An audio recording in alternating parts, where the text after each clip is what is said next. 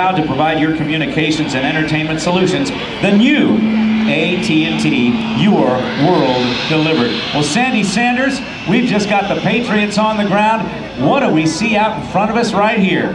Well, the people who've been looking at some of the programming that have been in the various papers and handed out show this to be the Heritage Flight. And the reason that we're not having the Heritage Flight and the Legacy Flight came up and says, hey, if the Heritage Flight's got to stand down, we're stand ready to go.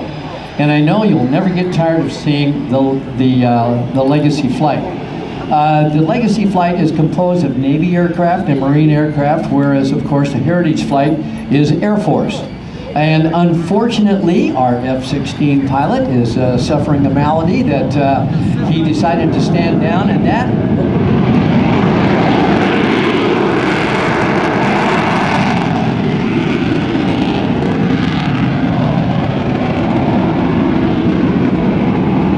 And the reason that it is because paramount is safety in the air show business. And if you're not feeling right up to par, flying low to the ground and doing the maneuvers that they're doing, it's just not in the cards.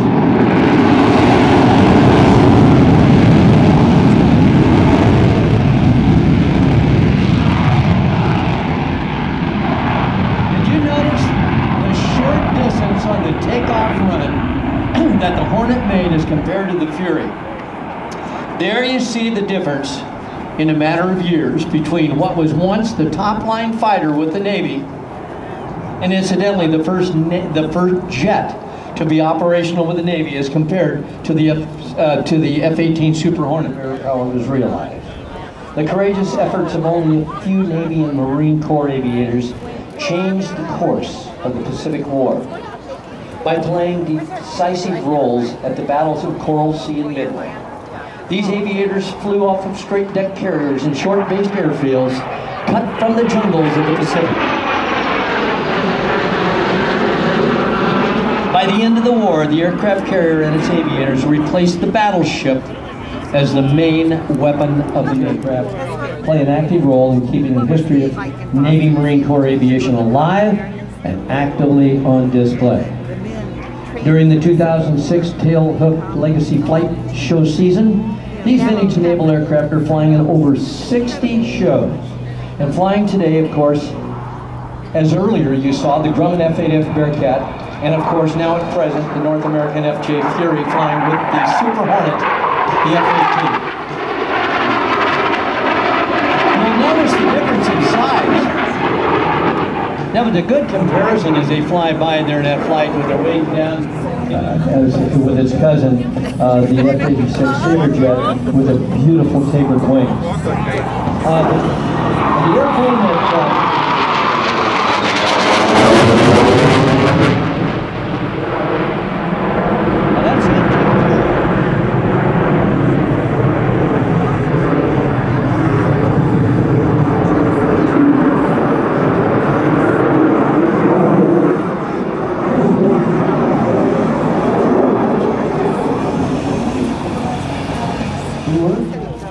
and he's from Cincinnati, incidentally, and he'll be flying a demonstration flight today. Then, of course, from the man flying either Saturday or Sunday, or maybe both days, will be Lieutenant Brian Boyce from Minneapolis, Minnesota. Okay, now we've got the Fury on gear down, flaps down, on short final, and carrying power as they all do, and just before wheels touch down, power will recede right about here. And there goes the Hornet.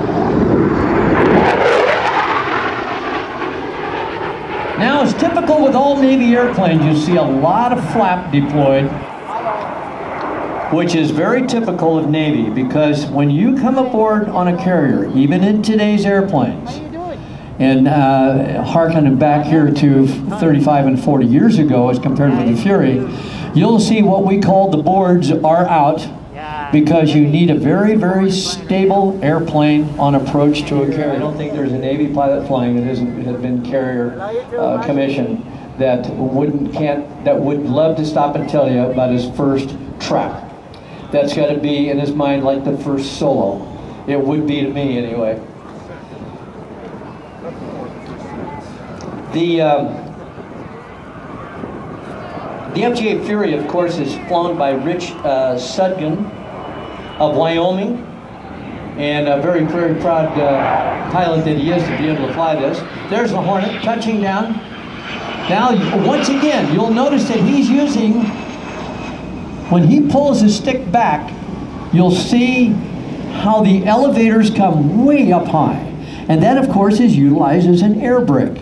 And then he's got the flaps down in fully flap mode that he would be making a carrier landing. All of this is needed to slow the airplane down the velocity.